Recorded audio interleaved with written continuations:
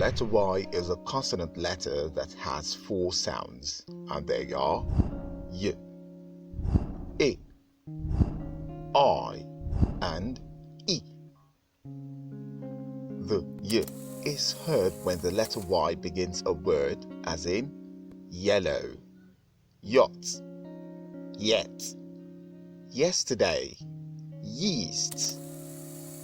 The I is heard mostly when the letter Y is within a word in words like syrup, gym, bicycle, cylinder, syllable.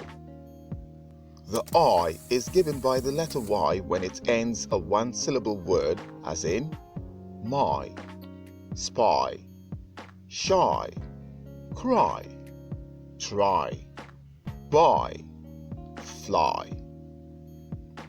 The letter Y sounds E when it ends a two or more syllable word. Some word examples are baby, community, envy, critically, courtesy. This was brought to you by Unique Accents Consultancy Limited. Did you learn? Like and share.